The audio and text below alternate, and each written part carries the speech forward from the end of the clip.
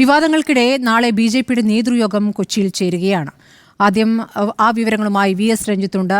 രഞ്ജിത്ത്, ഒരു പരസ്യ പൊട്ടിത്തെറിയിലേക്ക് ബി.ജെ.പി നീങ്ങിയിരിക്കുകയാണ്. പാലക്കാട്ടെ പരാജയം, അതിന് തുടർച്ചയായി പാലക്കാട്ടെ നേതാക്കൾ നടത്തിയ പ്രതികരണം, മറുപടിയായി കെ. സുരേന്ദ്രൻ നടത്തിയ വാർത്താ സമ്മേളനം.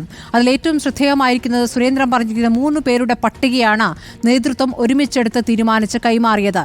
അതിൽ 2 പേർ മത്സരിക്കാൻ തയ്യാറായിരുന്നില്ല എന്നുള്ളതും മൂന്നാമത്തെയാളായ കൃഷ്ണകുമാറും അവസാന നിമിഷം വരെ എന്നെ ഒഴിവാക്കണമെന്ന് ആവശ്യപ്പെട്ടു എന്നുള്ളതാണ്. അപ്പോൾ എ ക്ലാസ് മണ്ഡലത്തിൽ മത്സരിക്കാൻ ആരും തയ്യാറാകാത്തതിന്റെ കാരണം എന്താണ്?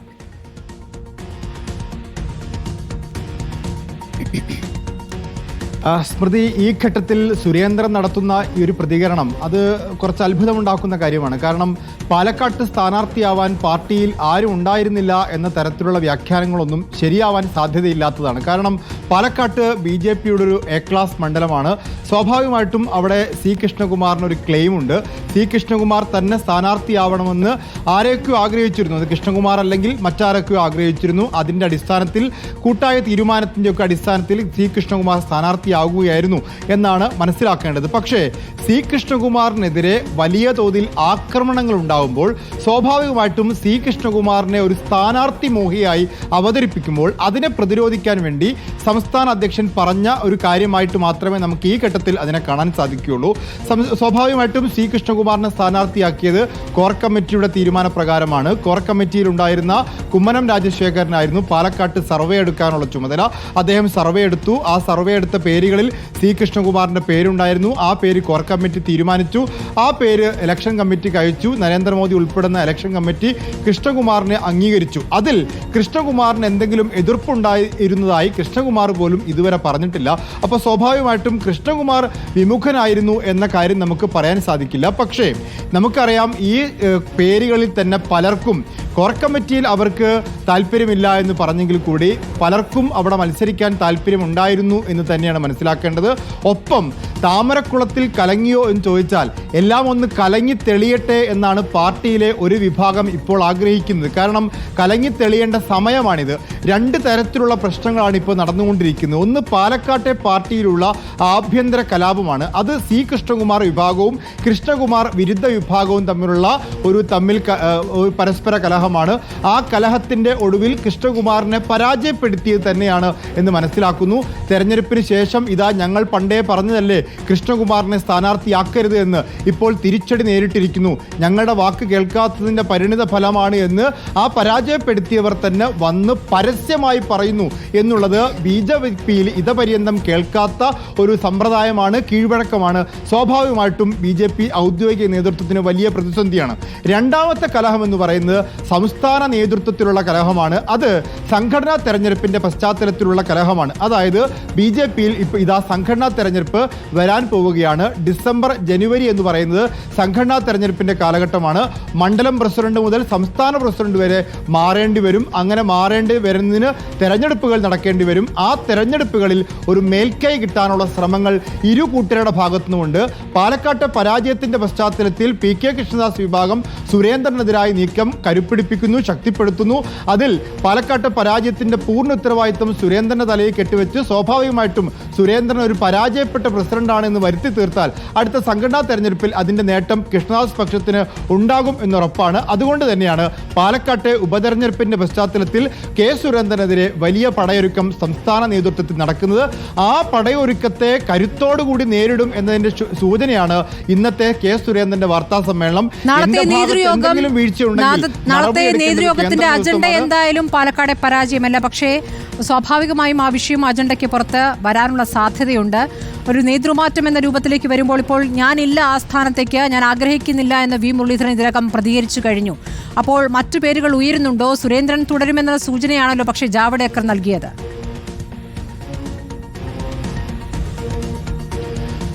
സ്മൃതി, നാളത്തെ യോഗത്തിന്റെ പ്രധാനപ്പെട്ട അജണ്ട എന്ന് പറയുന്നത് BJPയിൽ സംഘടനാ തെരഞ്ഞെടുപ്പ് വരാൻ പോകുന്നു.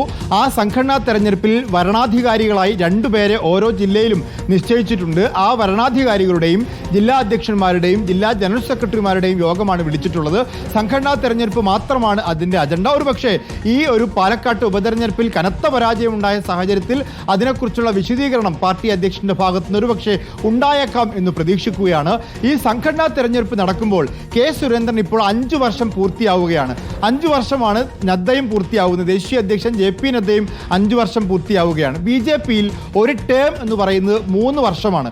ഈ 3 വർഷം കഴിഞ്ഞപ്പോൾ JP നദ്ദയ്ക്ക് 2 വർഷം എക്സ്റ്റൻഷൻ നീട്ടിക്കൊടുത്തു. ആ നീട്ടിക്കൊടുക്കലിന്റെ ഔദാര്യത്തിലാണ് കെ സുരേന്ദ്രനും നീട്ടിക്കൊടുക്കുന്നത്. അങ്ങനെ 2 വർഷം നീട്ടിക്കൊടുത്തു. ഒരു ടേം പൂർത്തിയാക്കിയ ഘട്ടത്തിൽ വേണമെങ്കിൽ JP നദ്ദ മാറുമ്പോൾ എല്ലാ അധ്യക്ഷന്മാർക്കും മാറാം. 5 വർഷം പൂർത്തിയാക്കിയ സുരേന്ദ്രനും ആ ഘട്ടത്തിൽ മാറാം. അതല്ലെങ്കിൽ രണ്ടാമത്തെ ഒരു ടേം കൂടി കൊടുക്കാം. പാലക്കാട്ട് വിജയിച്ചിരുന്നുവെങ്കിൽ ഉറപ്പായും കെ സുരേന്ദ്രൻ തുടരുമായിരുന്നു. കെ സുരേന്ദ്രന് ഒരു ടേം കൂടി കൊടുക്കാനുള്ള എല്ലാ അവകാശവാദങ്ങളും അദ്ദേഹത്തിന് ഉന്നയിക്കുകയും ചെയ്യാം. പക്ഷേ പാലക്കാട്ട് പരാജയപ്പെടുന്നു. 2021 നിയമസഭാ തെരഞ്ഞെടുപ്പിൽ പരാജയപ്പെടുന്നു. സുരേന്ദ്രന് മുന്നിൽ ആകെയുള്ളത് കഴിഞ്ഞ ലോക്സഭാ തെരഞ്ഞെടുപ്പിൽ കൂടിയ വോട്ട് ശതമാനം മാത്രമാണ്. അപ്പോൾ സ്വാഭാവികമായിട്ടും സുരേന്ദ്രനെ മാറ്റണമെന്നൊരു അഭിപ്രായം പാർട്ടിക്കുള്ളിൽ കനപ്പെട്ടു വരും. PK കൃഷ്ണദാസ് വിഭാഗം അതിന് മുന്നോട്ട് വരും. ഇപ്പോൾ MT രമേശിന്റെയും ശോഭാ സുരേന്ദ്രന്റെയും ഒക്കെ പേരുകൾ ആ സ്ഥാനത്തേക്ക് ഉയർന്നു കേൾക്കുന്നുണ്ട്. സുരേന്ദ്ര വിഭാഗം ഒരുപക്ഷെ സുരേന്ദ്രൻ മാറേണ്ടി വന്നാൽ C കൃഷ്ണകുമാറിന്റെ പേര് കൂടി മുന്നോട്ട് വെച്ചേക്കാം.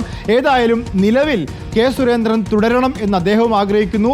പാർട്ടി ദേശീയ നേതൃത്വത്തിൽ BL സന്തോഷ് ഉൾപ്പെടെയുള്ള ചില ആളുകൾ അത് ആഗ്രഹിക്കുകയും അത് അനുവദിക്കാൻ സമ്മതം ആണ് എന്ന മട്ടിൽ നിൽക്കുകയും ചെയ്യുന്നു. പക്ഷേ JP നദ്ദ മാറുന്നു 5 വർഷം കഴിഞ്ഞ്.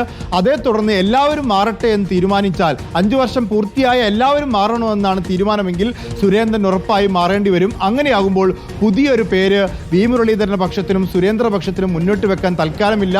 അത് കൃഷ്ണകുമാറിന്റെ പേര് മാത്രമായിരിക്കും ഉണ്ടാവുക.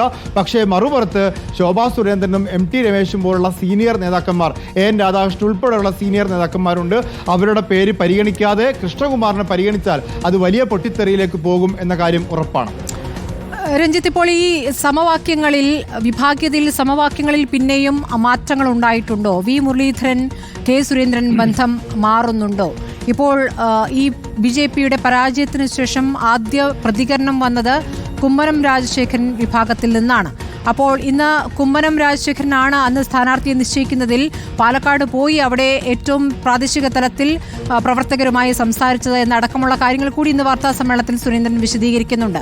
അപ്പോൾ ഈ വിഭാഗീയതയിൽ നേരത്തെ ഉണ്ടായിരുന്ന പക്ഷങ്ങൾ ആ സമവാക്യത്തിലും മാറ്റം വന്നിട്ടുണ്ടോ? സ്മൃതി, ഇന്നലത്തെയും അതുപോലെ മിനിയാന്നത്തെയും ഒക്കെ വി മുരളീധരന്റെയും കെ സുരേന്ദ്രന്റെയും പ്രതികരണങ്ങളിൽ നിന്ന് അത്തരത്തിൽ സമവാക്യങ്ങളിൽ മാറ്റം വന്നിട്ടുണ്ടോ എന്ന് സംശയിക്കേണ്ടിയിരിക്കുന്നു. കാരണം നാട്ടിലുള്ള എല്ലാ കാര്യങ്ങളെക്കുറിച്ചും വളരെ കൃത്യമായി മറുപടി പറയുന്ന ഒരു നേതാവാണ് വി മുരളീധരൻ. വി മുരളീധരന്റെ ഭാഗത്ത് നിന്ന് ഇന്നലെ വന്ന പ്രതികരണം എന്ന് പറയുന്നത് ഈ പറയുന്ന പാലക്കാട്ട് ഉപതെരഞ്ഞെടുപ്പുമായി ബന്ധപ്പെട്ട കാര്യങ്ങളിലൊന്നും എനിക്ക് ഒരു അറിവുമില്ല. അതെല്ലാം നിങ്ങൾ സംസ്ഥാന അധ്യക്ഷനോട് ചോദിക്കണം. ഞാൻ മഹാരാഷ്ട്രയിലെ തെരഞ്ഞെടുപ്പിന്റെ ചുമതലയിലായിരുന്നു.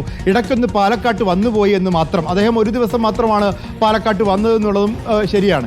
പക്ഷേ സാധാരണഗതി ഇന്ന് പ്രകാശ് ജാവ്ദേക്കറൊക്കെ നടത്തിയതുപോലെ ഒരു പ്രതികരണമാണ് വി മുരളീധരൻ നടത്തേണ്ടത്. അതായത് പ്രകാശ് ജാവ്ദേക്കർ എന്ന് പറഞ്ഞു സ്ഥാനാർത്ഥി നിർണയത്തിൽ ഒരു അപാകതയും വന്നിട്ടില്ല, പാർട്ടിക്ക് തെരഞ്ഞെടുപ്പിൽ പരാജയവും ജയവും ഒക്കെ ഒരുപോലെ സംഭവിക്കുന്നതാണ്, അങ്ങനെ വലിയ പ്രശ്നങ്ങളൊന്നുമില്ല എന്ന് പ്രകാശ് ജാവ്ദേക്കർ പറഞ്ഞ അതേ മറുപടി പറയേണ്ട ആളാണ് യഥാർത്ഥത്തിൽ വി മുരളീധരൻ. പക്ഷേ വി മുരളീധരന്റെ ഭാഗത്തുനിന്ന് അത്ഭുതപ്പെടുത്തുന്ന രീതിയിൽ ഒരു മറുപടി ഉണ്ടായി. അതെല്ലാം പാർട്ടി അധ്യക്ഷൻ പറയും എന്നുള്ള കാര്യമാണ്. അങ്ങനെ പാർട്ടി അധ്യക്ഷൻ പറയും എന്ന് പറഞ്ഞ് ഇന്ന് കെ സുരേന്ദ്രനോട് ചോദിച്ചപ്പോൾ അദ്ദേഹം പറഞ്ഞു, എന്നെയും മുരളീധരനെയും തമ്മിൽ തെറ്റിക്കരുത്. പക്ഷെ അദ്ദേഹം കൃത്യമായി കുറുക്കിക്കൊള്ളുന്നൊരു മറുപടി പറഞ്ഞു, എൻ്റെ കാലത്ത് മാത്രമല്ല ഉപതെരഞ്ഞെടുപ്പിൽ പരാജയം ഉണ്ടായത്. വി മുരളീധരൻ സംസ്ഥാന അധ്യക്ഷനായിരുന്ന കാലത്ത് പിറവത്തൊരു തെരഞ്ഞെടുപ്പ് നടന്നിരുന്നു. അതിൽ കേവലം 2000 വോട്ടാണ് BJPക്ക് കിട്ടിയത്. അന്ന് വി മുരളീധരനോട് രാജിവെക്കാൻ ആരും ആവശ്യപ്പെട്ടിട്ടില്ലല്ലോ എന്നുള്ളതാണ്. എന്ന് പറഞ്ഞാൽ ഇപ്പോൾ ഞാൻ എൻ്റെ രാജി ആവശ്യപ്പെടുന്നതും അസ്ഥാനത്താണ് എന്ന് മുരളീധരന് തന്നെ കൊടുക്കുന്നൊരു മറുപടിയാണ്. അല്ലെങ്കിൽ സുരേന്ദ്രന്റെ രാജി ആഗ്രഹിക്കുന്നവർക്ക് കൊടുക്കുന്നൊരു മറുപടിയാണ്. സ്വാഭാവികമായിട്ടും വി മുരളീധരനെ സംരക്ഷിക്കാൻ എത്തേണ്ട കെ സുരേന്ദ്രനെ സംരക്ഷിക്കാൻ എത്തേണ്ട വി മുരളീധരൻ അത് ചെയ്യാതിരിക്കുന്നത് ഈ ഗ്രൂപ്പ് സമവാക്യങ്ങളിൽ എന്തെങ്കിലും മാറ്റം വന്നോ എന്ന് സംശയിക്കേണ്ടിയിരിക്കുന്നു. അല്ലെങ്കിൽ അല്ലെങ്കിൽ അങ്ങനെ ഗ്രൂപ്പുകളില്ല എന്ന് വരുത്തി തീർക്കാനുള്ള ഒരു ശ്രമത്തിന്റെ ഭാഗമാണോ എന്നുകൂടി നമുക്ക് ഈ ഘട്ടത്തിൽ സംശയിക്കാം. ഒറ്റ ചോദ്യം കൂടി. ഇപ്പോൾ 3 പേരുടെ പട്ടികയാണ് നേതൃത്വം കൈമാറിയത് എന്ന് പറയുന്നു. ആ 3 പേരുടെ പട്ടികയിൽ സി കൃഷ്ണകുമാറില്ലാതെ വന്ന മറ്റ് 2 പേരുകൾ ഇന്ന് വാർത്താസമ്മേളനത്തിൽ സുരേന്ദ്രനോട് ആവർത്തിച്ച് ചോദിക്കുമ്പോൾ അത് വിട്ടുപറയാൻ അദ്ദേഹം തയ്യാറായിട്ടില്ല. നമുക്ക് എന്തെങ്കിലും സൂചനകളുണ്ട് ഏതായിരുന്നു മറ്റ് 2 പേരുകളെന്ന്? സ്മൃതി, രണ്ടാമത്തെ പേര് സുരേന്ദ്രൻ തന്നെ വ്യക്തമാക്കിയിട്ടുള്ളതാണ്. അത് നമ്മോടല്ല, മറ്റൊരു മാധ്യമത്തിലാണെങ്കിൽ കൂടി സുരേന്ദ്രൻ തന്നെ വ്യക്തമാക്കിയിട്ടുണ്ട്. ശോഭാ സുരേന്ദ്രന്റെ പേരാണ് രണ്ടാമതുണ്ടായിരുന്നത്. മൂന്നാമത്തെ പേര് പാലക്കാട് ജില്ലാ പ്രസിഡന്റായിട്ടുള്ള കൃഷ്ണദാസിന്റെ പേരാണ്. അത് സ്വാഭാവികമായിട്ടും 2 സംസ്ഥാന നേതാക്കളുടെ പേരും ഒരു പ്രാദേശിക നേതാവിന്റെ പേരും കൊടുക്കുക എന്നുള്ളതാണ് പാനൽ എന്ന രീതിയിൽ സാധാരണ ചെയ്യാറുള്ളത്. അങ്ങനെ സംസ്ഥാന നേതാവിന്റെ പേര് കൊടുത്തപ്പോൾ ഒന്ന് സി കൃഷ്ണകുമാറിന്റെ പേര്, രണ്ടാമത് ശോഭാ സുരേന്ദ്രന്റെ പേര്, മൂന്നാമത് ഇ കൃഷ്ണദാസിന്റെ പേര് കൊടുത്തു. അതിൽ ശോഭാ സുരേന്ദ്രൻ ആ തെരഞ്ഞെടുപ്പ് കമ്മിറ്റി യോഗത്തിൽ പങ്കെടുത്തിരുന്നു. ആ യോഗത്തിൽ ശോഭാ സുരേന്ദ്രൻ പറഞ്ഞത് താൻ മത്സരിക്കാനില്ല എന്ന മട്ടിൽ തന്നെയാണ്. പക്ഷേ പിന്നീട് ഈ കോർ കമ്മിറ്റി യോഗം കഴിഞ്ഞ് പാനൽ അയച്ച ശേഷം ശോഭാ സുരേന്ദ്രൻ ഈ കാര്യത്തിൽ താല്പര്യം ഉന്നയിച്ചിട്ടുണ്ട്. മാത്രവുമല്ല, ഒരു കാര്യം കൂടി എടുത്തു പറയണം.